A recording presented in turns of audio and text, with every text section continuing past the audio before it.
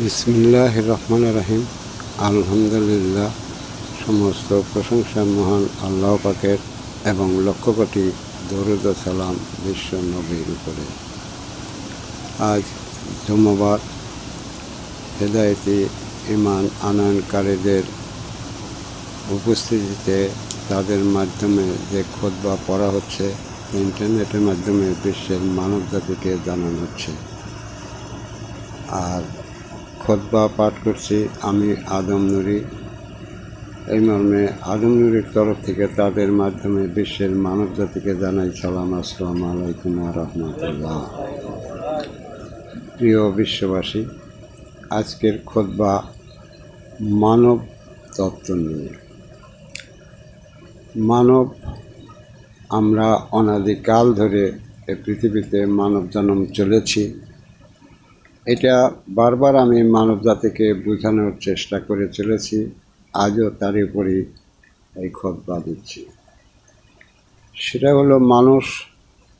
আজ আমরা পৃথিবীতে মানুষ আমরা ছিলাম না, কিন্তু মানব হয়েছি। আমরা পরিচিত হই দুনিয়ার জন্মদাতা পিতামাতার থেকে, এবং দুনিয়াগত নামের উপর আমাদের পরিচয়। যে পরিচয়ের কোনো ভিত্তি এই মানব জন্মের পরেই আর থাকবে না। এই মানব জন্ম বলতে গেলে যে হাওয়ার উপর হয় নাই বা ভিত্তিহীন অবস্থা নিয়ে হয় নাই, সকল কিছুর সমন্বয়ে এই মানব জীবন হয়। সকল কিছুর সমন্বয়ে যখন মানব জীবন হয়, তখন সকল কিছুর থেকেই এই মানবে সব কিছু আসে। আর সেখানে আদম নূরের আত্মার দ্বারা এই মানব জীবন সত্য করা হয়। এই সকল নিয়ে এই মানব জীবন।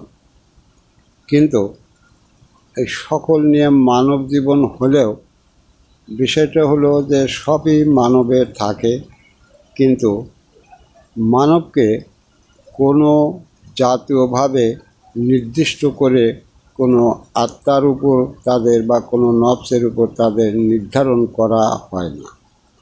ফলে তারা কে কোন জীবন ধরে, কোন আত্মার দ্বারা ধরে, তার কোনো কিছুই কারো বলার কোনো উপায় নেই। তো এখানে মানব জাতিকে বারবারই বলা হচ্ছে যে তোমার মানব জন্ম আছে, সব কিছুই আছে। আর এই মানব জন্ম হলো আল্লাহর অস্তিত্বের যত জীবন আছে তার সর্বশেষ জীবন। যে জীবনের পরে এই মানুষের নিজস্ব কোনো জীবন তার থাকবে না, যে জীবন নিয়ে সে পরবর্তী জীবনে যেতে পারবে। অতএব সে যত জীবন অতীতে ধরেছিল, সেই সকল জীবন থেকে একটু একটু করে সত্য এসে তার এই মানব জন্ম পূর্ণ হয়। কিন্তু সব জীবনই তার ধরা শেষ, আর এটা আল্লাহর অস্তিত্বের মানব জীবন, এটাও ধরা শেষ। অতএব এরপরে আর কোনো ধরার কোনো কিছুই এই মানবের নাই। কিন্তু এই মানবে আসতে যেটা তোমাদের আসার পথটা দেখানো হয়েছিল, যে একের থেকে অপরকে ধরে সেই জাতের জীবন নিয়ে তারপর নিজের জীবন, সেই জাতের জীবন ধরে নিজের জীবন ফানা করে দিয়ে এই মানবে আসতে হয়। কিন্তু মানব যখন মারা যাবে, মানবের সামনে তার কেউ নাই যে সে তাকে ধরে আবার পরবর্তী কোনো জীবনে তাকে নিয়ে যাবে, এমন পদ্ধতি নাই। তাই এই মানব জীবন হলো আখের জীবন এবং শেষ জীবন। তো এইখানে আল্লাহ পাক একটা ব্যবস্থা রেখেছেন যে এই মানব জীবন যখন তারা পায়, তখন সেই মানব জীবন দ্বারা যদি তারা নির্দিষ্ট কোনো জাতের জীবন মানব জীবন দ্বারা নিজের করে নিতে পারে, তাহলে তারা মরণের পরে যায় সেই জীবন নিয়ে তারা দাঁড়াবে। এটা হলো সত্য ইতিহাস। আর একটি কথা হলো, এমনিভাবে যত জীবন মানুষ ধরতে পারত তারও একটা সিস্টেম বা আইন বা হিসাব ছিল। সেই আইনে হজরত মুহাম্মদ সাল্লাল্লাহু আলাইহি সাল্লাম পর্যন্ত এই মানবাত্মা বা আদমাত্মার ছাড়া যত জীবন এই মানুষের থাকে তার সকল জীবনের নেতা বা নবীরা এসে তাদের এই মানুষকে ধর্ম দিয়েছিল। কিন্তু সেই যুগও কেটে গেছে, কারণ জাতের আত্মা ধরতে গেলে জাতের মূল মালিকানা সত্ত্বদার লাগে। কারণ এটা এই জগতের জন্য, এই দুনিয়াতে সে আবার জীবনটা পাবে, তার দরুন এই ধর্ম নয়। সে ধর্ম থেকে যা সংগ্রহ করবে ঠিক সেইটা নিয়ে তার মরণের পরে যা তাকে জীবন ধরতে হবে। মূলের বিধান হলো এটা। তে সেটা অতীতে যত জীবনে মানুষে আসে সেই জীবনের যত ধর্ম ছিল তা অতীতে কেটে গেছে। এখন দিনী যুগ, আর সেসব বাতিলও করে দেওয়া হয়েছে, এটাও তোমরা জানো। এখন দিনী যুগ, দিনী যুগের ধর্ম দিনী ধর্ম। এখানে ধর্ম সম্বন্ধে একটু বলি যে ধর্ম আসে মানুষের জন্য। ধর্মওয়ালারা, ধর্মদাতারা ধর্ম নিয়ে আসে এই মানুষের জন্য, বুনিয়াদম মানুষের জন্য। আর যারা ধর্ম নিয়ে আসে তারাও মানব। তারা এই মানব জীবন দ্বারা যখনই কোনো জাতের মূল মালিক হতে পারে তখনই নবী দাবি করে তারা মানুষকে ধর্ম দিয়ে থাকে। তাহলে সেই ধর্ম কি করবে? মানুষ তার মানব জীবন দ্বারা সেই ধর্ম মানলে সেই ধর্মের ধর্মীয় সত্য ধরে সে পরবর্তী জীবনে, মরণের ভিতর দিয়ে সেই জীবনে যেতে পারবে। তো এটা ছিল এই মানুষের বুনিয়াদমের জন্য সেই পরবর্তী জীবন ধরার এই ধর্মীয় ব্যবস্থা। কিন্তু অতীতে ধর্ম আসলেও এই ব্যবস্থাটা সেখানে ইতিহাস দ্বারা প্রমাণ হয় না যে মানুষকে কোনো আত্মা বা নব ধরার ধর্ম দেওয়া হয়েছে। এখন পর্যন্ত এটা কোনো প্রমাণ নাই। যে কোরআনে যদিও ঈমান আনার কথা বলা হয়েছে এবং সেই ঈমানি সত্যের উপর পূর্ণ আত্মসমর্পণ করতে বলা হয়েছে, এই যে কোরআনিক ধর্মটা, এরও সত্য এই মানবজাহানে কিছুই দেখা যায় না। ফলে যার যার খুশি মতো তারা সেই ইসলাম ধর্ম গরুর গোয়ালের মতো যার যেটা যেদিক ইচ্ছা চলতেছে ফিরতেছে।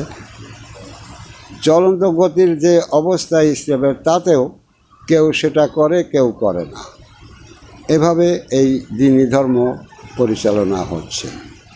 তে মানুষ যদি সেই পরবর্তী জীবনে মানুষ হতে চায়, যেমন এখানে যারা মানুষ হয়েছে এবং বর্তমানে মানুষ আছে, এই মানুষের কাছে সকলেই আছে, কিন্তু এই মানব জন্ম পেতে গেলে সেখানেও সেই আদম আত্মাই তার মূলের মেরুদণ্ড হয়, যে আত্মার উপর দণ্ডায়মান হয়ে এই মানব জীবন লাভ করতে হয়।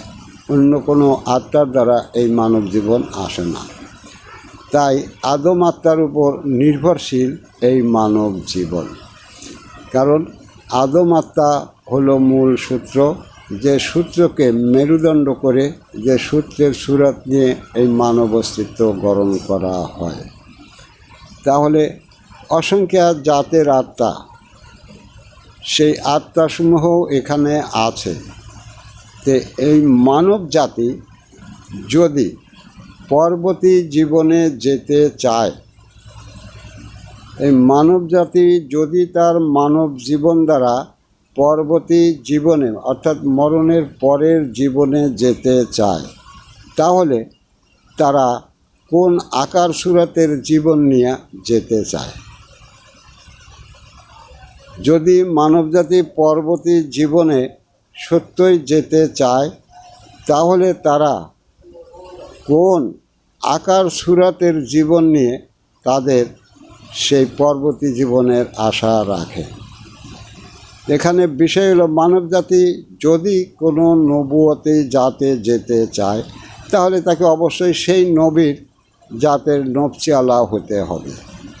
আর মানব যদি আদম জাতে, দিনী জাতে যে জীবন নিয়ে আছে সেই জীবনের অস্তিত্বে নিয়েই সেই পরবর্তী জীবনে যেতে চায়, তাহলে তাকে অবশ্যই এই দিনী ধর্মের উপর আত্মসমর্পণ করতে হবে।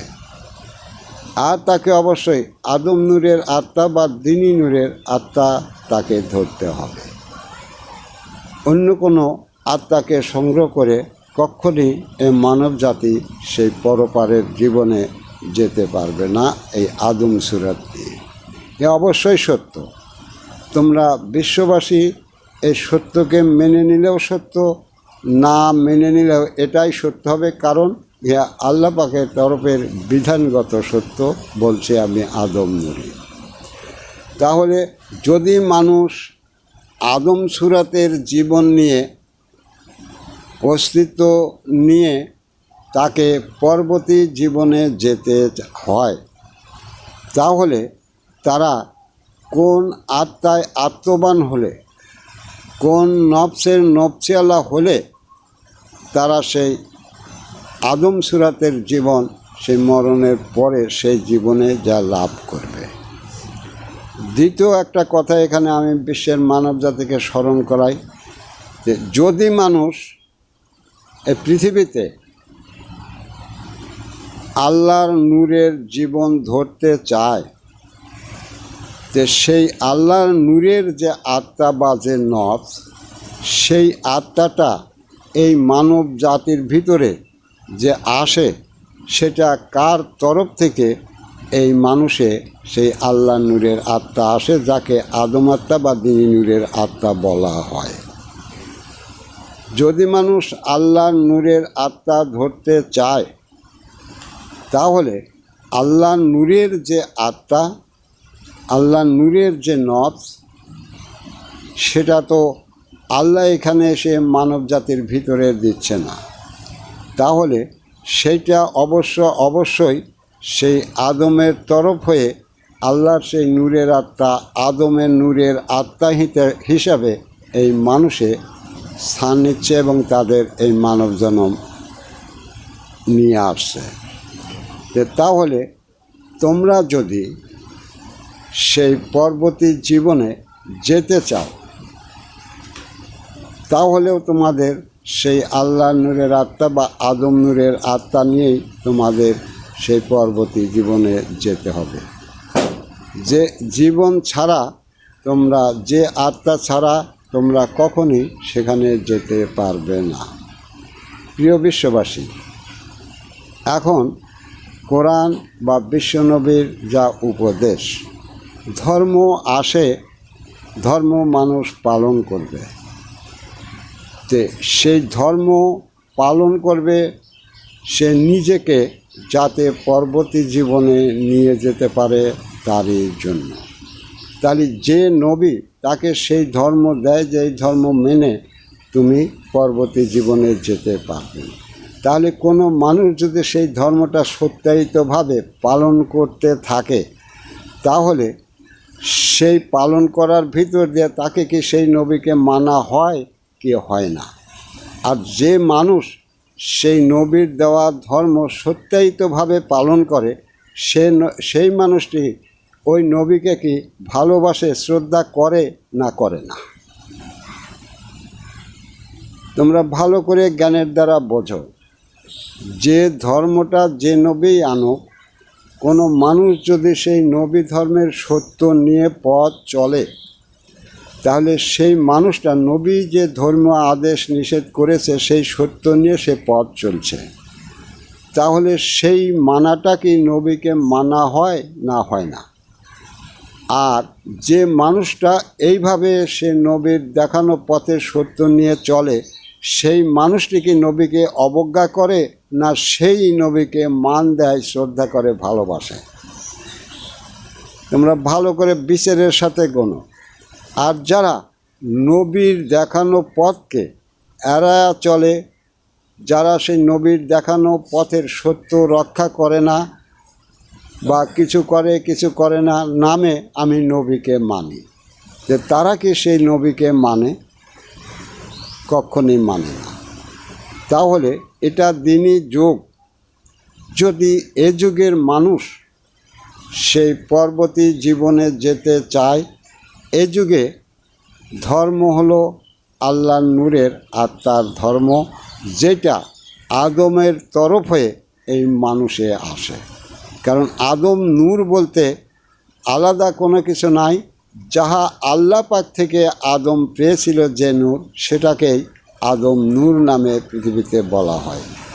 জাতীয়বাদ সেই নূরের দ্বারাই আদম জাতি, সেই নূরের দ্বারাই যেমন মানুষে আদম হচ্ছে, আবার মানব যদি চিরঞ্জীবী হতে চায়, তাহলে এই মানব জীবন দ্বারা তাকে সেই নূরের জীবনই কায়েম করতে হবে। এ হলো সত্যায়িত হিসাব। এই সত্য হিসাব বাদ দিয়ে যদি মানুষ অন্য কিছু করে, তাহলে সেটা কেমন হয়? এটা দলিল। আমি এর আগের দিনও বলছিলাম যে দলিল কি দেখায়, আর দলিল যেটা দেখায় সেটা তো এই মানুষকে সত্য হওয়ার জন্যই দেখাবে, মানুষের জন্যই। তে এটা দিনই ইসলাম ধর্মের দলিল পাক কোরআন। যে দলিল যেটা নিয়ে দলিল হয়, যে ধর্মের বা যে বাড়ির, যে খতিয়ানের যে বাড়ি বা যে মৌজার যে বাড়ি বা যে জমি, সেখান থেকে যে যতটুক কেনে তাকে তো নকশায় আবদ্ধ করে দিয়েই করা হয়। তো এটা সেই দিনী ধর্মের দলিল। এই দিনী ধর্মের দলিল তো দিনী ধর্মের যা আছে, দিনী ধর্মের যে সত্য, সেই সত্য নিয়েই এই দিনী ধর্মের দলিল হয়েছে। আর যদি কোনো মানুষ এই দিনী ইসলামকে মানে, তাহলে তো তাকে সেই দলিলের ভিতরকার মানুষই হতে হবে। তার বাইরে কি আছে না আছে এটা দেখার তার কোনো প্রয়োজন পড়ে না। আমি আবারও বলছি, যখন ইহা দলিলগত ধর্ম, ইহা দলিলগত তো ওই কারণেই হয়েছে যাহাতে মানব জাতি এই দিনী ধর্মের উপর রূপক বানোয়াট বা কোনো প্রতারণা বা জালিয়াতি করতে না পারে। দলিল কেন করা হয়? যাতে সেই দলিলের আওতাভুক্ত তাকে চিহ্নিত করা হয়, যাতে সেও তার সীমানা লঙ্ঘন না করে, আবার বাইরে যারা আছে তারাও যাতে সেই সীমানা লঙ্ঘন করে তার ভিতরে আসতে না পারে। দলিল তো শান্তি শৃঙ্খলা বা সেই সত্যকে নির্দিষ্ট করে রাখার জন্যই দলিল হয়। তাহলে এটা দিনী ধর্মের দলিল। সেই দিনী ধর্মের যা আছে, সেই দিনী ধর্মের যাহা সত্য, যে সত্যকে মানুষ মানিয়া চললে, যে সত্যের উপর মানুষ আত্মসমর্পণ করে মানার ভিতর দিয়ে নিজের করিয়া নিতে পারলে তাদের কোনো ভয় থাকবে না। তাহলে দলিল যাহা নির্দিষ্ট করেছে এই মানব জাতির জন্য, যে যারা সেই আল্লাহর তরফের হেদায়েত নেবে, ঈমান আনবে, সেই ঈমানি আত্মার উপর আত্মসমর্পণ করে সব ফেলে দিয়ে সেই ঈমানি আত্মার দ্বারা সে বাকি জিন্দেগি কাটাতে থাকবে। সেখানে কোরআন যা বলে বা কোরআনের মুর্শিদ যা বলে, ঠিক সেই মতো সে তার কর্মবিধি করে সে ওটাকে তার নিজের করে নেবে। তাহলে দলিল যদি চিহ্নিত করা হয়ে থাকে, দলিল যদি সেই দিনী ইসলাম যারা হবে তাদের জন্য নির্ধারিত সব কিছু আবদ্ধ করে রাখে, তাহলে যারা দিনী ইসলাম হবে তারা তো তারই ভিতরেই তার অবস্থান নিতে হবে। তার বাইরে তো তারা যেতে পারে না, তার বাইরে কখনই তারা যেতে পারে না। যেহেতু ইহা দলিলকৃত ধর্মের দলিল ঠিক ওই দিনী ইসলামের যা তাই নিয়েই গড়া হয়েছে, বাইরের কোনো কিছু নিয়ে তো নয়। তাহলে সেই দিনী ইসলামের জন্য কি করা হয়েছে এই দলিলে? যারা দিনী ইসলাম হয়ে সেই দিনী ধর্মকে মেনে নিজেকে সেই দিনী সত্যের মানুষ করে নিয়ে যাবে। যেখানে আল্লাহর উপর সম্পর্ক করা কিভাবে? যখন সেই আদমের তরফ থেকে আত্মা মানব ভাণ্ডে আসে, আর দ্বীনি ধর্মের মুর্শিদ যখন তাকে সেই আত্মাকে নির্ধারণ করে তার ঈমান এনে দেয়, আর সেই আত্মার দ্বারা তাকে জীবন ধরতে দেয়, সেই নূরি সত্যটা তো আল্লাহরই সত্য। তখন সে আল্লাহর সত্য নিয়ে মানব জীবনে চলল, নাকি ওই মানুষের নিজস্ব কোনো আত্মা আছে সেইটা নিয়ে সে চলে? কোনো মানুষের তো নিজস্ব কোনো আত্মা নাই। যে তাহলে তোমরা মানব জীবন দ্বারা যদি কোনো আত্মা ধরতে যাও, তাহলে এখানে দ্বীনি ধর্ম বা দ্বীনি মুর্শিদ সেই শিক্ষা দিচ্ছে যে আত্মা আল্লাহ থেকে আদমের হয়েই মানুষে আসছে, তোমরা সেই আত্মা ধরলে আল্লাহর নূরের জীবন লাভ করবে। তোমাদের নিজস্ব কোনো আত্মা নেই। তো এছাড়া যদি মানুষ অন্য কোনো আত্মাবান হতে চায়, মানুষ হোক, আমি তো সেখানে কাউরে কোনো বাধা দেইনি, কিন্তু প্রত্যেকটা আত্মারই তো যখন মানুষ ধরবে তার পরিচয় থাকবে, তার পরিচয় থাকবে। এখানে যেমন আমি বলছি যে আমি মানব জীবন দ্বারা এই দ্বীনি নূর মানব ভাণ্ডে থাকে, যখন কেউ দেখানোর লোক ছিল না, তখন আমার রবকে সঙ্গে নিয়ে তার উপর আত্মবিশ্বাস স্থাপন করে সেই দ্বীনি নূরের দ্বীনি আত্মা ধরে সেই মূল নূরটা যে আদমেক দেওয়া হয়েছিল সেই নূরের উপর দণ্ডায়মান হয়েছে। অসংখ্য দরজালেরা আছে, এদের বিশ্বাসে সেটা আসতেছে না। তা আমি প্রত্যেকটা মানুষকে এই দ্বীনি ধর্মের সত্যের দ্বারা তারা যাতে এই দ্বীনি আত্মাকে ধরতে পারে তাই ব্যবস্থা করে দিচ্ছি।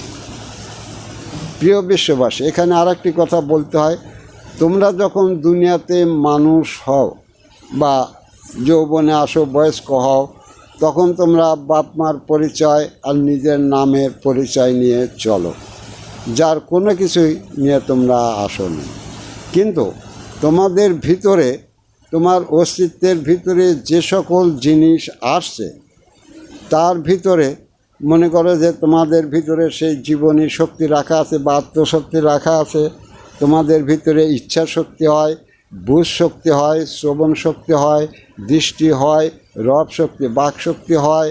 এগুলো হয় যেখানে তোমাদের সেই আত্মশক্তি আছে, যাদের সঙ্গে তোমাদের কোনো পরিচয়ই নাই। তো এই মানুষকে বুনিয়াদম এজন্যই বলা হয়েছে যে যদি তার ভিতরে যে এই যেগুলো হচ্ছে এগুলো বিভিন্ন আত্মার তরফ থেকে হতে পারে। অসংখ্য আত্মা যখন মানুষের থাকে, আর সেই সমস্ত আম্মারার তরফটা হতে পারে, জিনকোষ আত্মার দ্বারাও হতে পারে, এগুলোর দ্বারাই মানুষ চলাফেরা করে, যার কোনো পরিচয় তারা দিতে পারবে না। যেমন তার ইচ্ছা কোথা থেকে আসে, সেই ইচ্ছার মালিককে তাও বলতে পারবে না, আকেলেও বলতে পারবে না, বুঝ বিবেক কোনো কিছুতেই সে সত্য দিতে পারবে না। সে যে কথা বলে তারও কোনো সত্য দিতে পারবে না যে কথা তার কোন আত্মা বা কিসের থেকে হচ্ছে। সে যে দেখে তার দেখাটা কিসের থেকে হতেছে, কারটা হতেছে, তাও কেউ বলতে পারবে না। তাহলে পারে মানুষ পরিচয় আর অপরিচয়ের মূল চাবিকাঠি এখানে। মানুষ পরিচয় আর অপরিচয়ের মূল চাবিকাঠি এখানে। তো এখানে বিষয় হলো যে যদি কেউ নির্দিষ্ট কোনো আত্মাকে ধরতে পারে, সে তার সেই আত্মার দ্বারাই এগুলাকে সত্য করতে হবে, নইলে সে নির্দিষ্ট কোনো আত্মার উপর যেতেই পারবে না। তে বারবার আমি বলছি যে আমি মানুষকে পরিচয়ের দেশে নিচ্ছি। কে সেই নিজ পরিচয়ের জীবনে আসবে, কে সেই আত্মা ধরার জীবনে আসবে, সেটা তার ব্যাপার। এখানটা কোনো ধোঁকা ফাঁকি প্রতারণা দিয়ে কাউরে হেদায়েত বা এখানে আনা হয় না। যে তার স্বীয় পরিচয় নিয়ে, স্বীয় আত্মা নিয়ে, আল্লাহর তরফের আত্মা নিজের আত্মা করে যেতে চায়, তাদেরকেই এখানটা শিক্ষা দেওয়া হয়, অন্য কোনো কিছুর দ্বারাই শিক্ষা দেওয়া হয় না। তাহলে যেগুলোর সঙ্গে মানুষকে পরিচয় ঘটাতে হবে, ঠিক কোরআন এমনই একটি ধর্ম নিয়ে আসছে যে সেখানে এগুলারই নির্দিষ্ট কোনো একটা কিছুর এগুলোরই উপর ইবাদত করে জীবন ধরে তাকে তারই উপর সত্য হতে হবে। প্রিয় বিশ্ববাসী, কোনো ধর্মই, এখানেই আমি বলে থাকি যে কোনো ধর্মই কোরআন যেভাবে সত্যগুলো মানুষকে সত্য মানুষ করার জন্য যেভাবে সত্যগুলো তুলে ধরেছে, অন্য কোনো ধর্মেই এই ধরনের কোনো সত্য আনা হয় নাই। এখানে বিষয় হলো যে এই যে সালাত কায়েম করো, রব স্বীয় রবের ইবাদত করো, স্বীয় দিন কায়েম করো, স্বীয় আত্মা ধরো, সে আত্মাকে পবিত্র করো। কোরআন তো এখানে বলেছে। তো আমি বলছি যে এইটা আমি সবার অগ্রে নিজে একে কায়েম করে তার সঙ্গে পরিচিত হয়ে তারপরে মানুষ যাতে এটা করে সেও যাতে স্বীয় রবের বুঝ পায়, নিজের করে নিতে পারে, দিন নিতে পারে, স্বীয় আত্মা পায়, তারই ব্যবস্থা স্বরূপ মানুষকে এখান তার শিক্ষা দেওয়া হচ্ছে। ঠিক তারই ব্যবস্থা স্বরূপ তাহলে কোরআন যদি এই মানুষের যে আত্মার থেকে রব হবে, আর সেই রবটা হবে আল্লাহর তরফের রব, যে আত্মার থেকে দিন হবে, যে দিনটা হবে আল্লাহর তরফের দিন, যে আত্মার থেকে সূরাতের সালাত হবে, সেই আত্মা হবে আল্লাহর তরফের আত্মা, আর যে যার ভিতরে সকল সুন্নতি নফস থাকবে তা নিয়ে পূর্ণ হবে। তাহলে এই আত্মাটা কোথায় পাবে মানুষ? এই আত্মাটা মানুষ কোথায় পাবে? যারা এই কোরআনকে বিকৃতি করে নিয়েছে তারা তো বিকৃতি কথাই বলবে, কিন্তু এই যে সত্যগুলো তার একমাত্র পথ আমি আদম নুরি, যারা এখানে সেই আল্লাহর তরফের হেদায়েতে আসছে তাদেরকে ঠিক তারা যাতে সেই আদম নূরের বা দিনী নূরের আত্মা নিজের আত্মা করে নিতে পারে এবং সেই স্বদিন, সেই নূরের, সেই আত্মার যে আলো জ্যোতির দিন, সেই দিন যাতে তার নিজের দিন করে নিতে পারে, সেই আত্মার যে রব আছে সেই রবের ইবাদত করে সে স্বীয় রব করে নিতে পারে। এমনিভাবে সেই আত্মার যা আছে বাকি যেগুলো আছে তার সব কিছু সে নিজের করে নিতে পারে এবং পূর্ণ সূরাতের সালাত সে যাতে কায়েম করে নিতে পারে এবং সে যাতে তার স্বীয় কেবলামুখী হয়ে রুকু সেজদা করতে থাকে এবং তার সকল হিসেব নিকেশ আত্মসমর্পণ করে এই জীবন নিয়ে তার মানব জীবন কাটাতে থাকে। যখন মানুষকে এই অবস্থায় এনে দেওয়া হচ্ছে, সেই দলিলের সম্পূর্ণ সত্যের উপর দণ্ডায়মান করে দেওয়া হচ্ছে, তখনই দজ্জালদের প্রতারণার দৌরাত্ম্য দিন দিন বেড়ে চলেছে। তাদের বলা হচ্ছে বারবার যে আমি তো এভাবে মানুষকে এইটা করার জন্য দিচ্ছি, আর তোমরা মানুষকে কোনটা করার জন্য পথ দিচ্ছ সেটার যেমন আমি পরিচয় দিয়ে বলছি, সেইটার পরিচয় নিয়ে তোমরা কথা বলো। তোমাদের যা বলবার আছে, যেমন আমি বলছি আমি তো একটা সত্য ধরেছি যেটা মানবেই থাকে, ধরে নিয়ে সেইটার সত্য নিয়ে আমি দাবি নিয়ে আমি কথা বলছি। যে তোমাদের অলি আউলিয়া বা তোমরা কোনটা ধরেছ আর মানুষকে কোনটা ধরার জন্য পথ দিচ্ছ, তোমরা পারলে তারই সত্য মানুষকে দেখাও। মানুষের বিরুদ্ধে হিংসা, নিন্দা, গীবত করে বা অহেতুক যা সত্য নয় তা মানুষের সামনে এনে কোনো লাভ তোমাদের হবে না, বিন্দুমাত্র লাভ করতে পারবে না তোমরা। অতএব যাহা সত্য তাহা সত্যই হবে। আমি আদম নূরে, আমি যদি সত্য হই তো এই সত্য মানুষকে দেখাতেই থাকবো, মানুষ দেখতেই থাকবে, আর তোমরা যা সেই ইন্টারনেটে যা বলবে সেটাও মানুষ দেখতেই থাকবে। আমি সেদিন বলেছিলাম যে বিশ্ব নবী যাদের হেদায়েত দিত, ঈমান আনত, সেই ঈমান যারা আনত তারা আর অন্যরা সম্পূর্ণ পৃথক ছিল। যারা সেই সুদ ঘুষের মানুষ, মূর্তি পূজার মানুষ বা অন্য যারা, তারা সম্পূর্ণ সেই ঈমান আনয়নকারীদের থেকে পৃথক ছিল এবং তারা যে জীবন যে অবস্থা নিয়ে যে সেই দিনের জন্য যে জেহাদ করে তারা সেই ইসলামকে প্রতিষ্ঠা করেছে, তারা সেই সত্য ছিল। কিন্তু এখন সেদিন কোন কোন তরিকা, কোন কোন অলি আল্লাহর তরিকা, কোন পীরের তরিকা কোনগুলা সেখানে ছিল, সেটা তো ছিল ইসলামের শুরুর ঘাট। আমি সেটাই মানব জাতিকে দেখিয়েছিলাম। তারপরেও আমি বলছি এটা দলিল। বিশ্বের মানব জাতি ভালো করে বোঝো, দলিলে যা নিয়ে দলিল হয়েছে সেইটার নাম ইসলাম। আমি সেই যা নিয়ে দলিল হয়েছে ঠিক সেইটুকুই মানুষকে ধরতে দিচ্ছি এবং সেইটুকের ভিতরেই কথা বলছি। আর সেইটুকের বাইরে যারা কথা বলতেছে বা যারা আসতেছে ইন্টারনেটে, তোমরা ভালো করে দেখো যে তারা কি দলিলের ভিতরে থেকে কথা বলছে না দলিলের বাইরে বাইরের থেকে রূপক বানোয়াট সেই কুফরি করছে দলিলের সাথে। আবার সেই কুফরিদের কুফরি ধরা দিলেও সেই কুফরিরই উল্টা কুফরি গায়া যাচ্ছে। তারা সেটা স্বীকারই করছে না, সেটা আনছেই না মানুষের সামনে। যেটা কুফরি না কি হলো সেটাও আনছে না, উল্টা গিয়ে চলছে। তারা কোন পথে চলছে, তাদের সেই পথের সত্য কী আছে, তারা সেই পথে চললে মানুষ কোনটা ধরতে পারবে তারও কোনো সত্য নেই। সব হাওয়াই কথা, সমস্ত হাওয়াই কথা।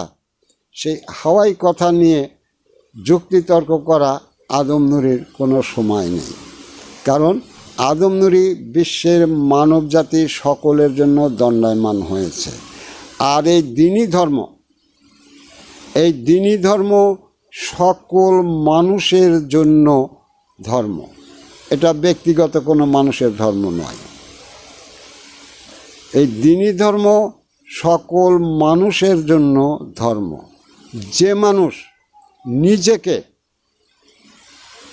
সেই আল্লাহর নূরের জীবন বা আদম নূরের জীবন নিজ মানব জীবন দ্বারা কায়েম করে নিয়ে পরপারে যেতে চায়, ঠিক তারই এই দিনই ধর্ম, তারই জন্যই এই দিনই ধর্ম।